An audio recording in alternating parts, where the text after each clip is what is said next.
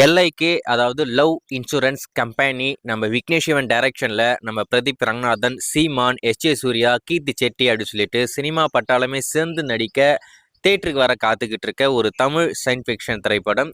இந்த திரைப்படம் ஆரம்பத்தில் நம்ம லைக்கா தயாரிப்பில் சிவகார்த்திகேயன் நடிக்க இருந்தது. அனௌன்ஸ்மெண்ட் எல்லாம் வந்துச்சு. ஆனால் அதுக்கடுத்து அந்த படம் நடக்கவே இல்லை. என்னாச்சுன்னு சொல்லிட்டு யாருக்கும் தெரியல.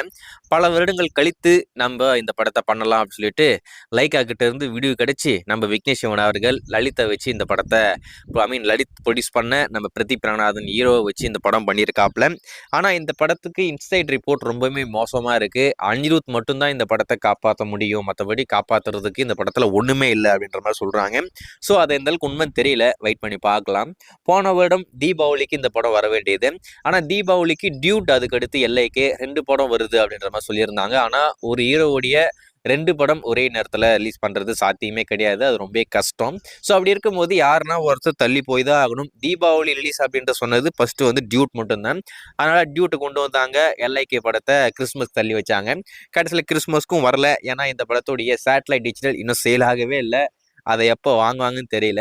ஸோ ஆனால் இப்போ என்ன முடிவு பண்ணியிருக்காங்கன்னா, சரி நம்மளும் கையிலேயே இந்த படத்தை வச்சுக்கிட்டு இருக்க முடியாது, கிட்டத்தட்ட 100 கோடி ரூபாய்க்கு மேலே அப்படின்ற மாதிரி சொல்கிறாங்க. இந்த படத்துடைய பட்ஜெட்டு அந்த அளவுக்கு ஒரு பெரிய பொருட்செலவில் இந்த படத்தை பண்ணியிருக்காங்க. எதுக்குடா பிரதீப் ரங்கநாதன் வச்சு இந்த அளவுக்கு ஒரு பெரிய பட்ஜெட் அப்படின்னு கேட்டிங்கன்னா, விக்னேஷ் சிவன் ஆரம்பத்தில் சொன்னது கம்மி பட்ஜெட் தான். அது முடிக்கிறதுக்குள்ளே அது எங்கேயோ போய் முடிஞ்சிருக்கும் போல இருக்கு.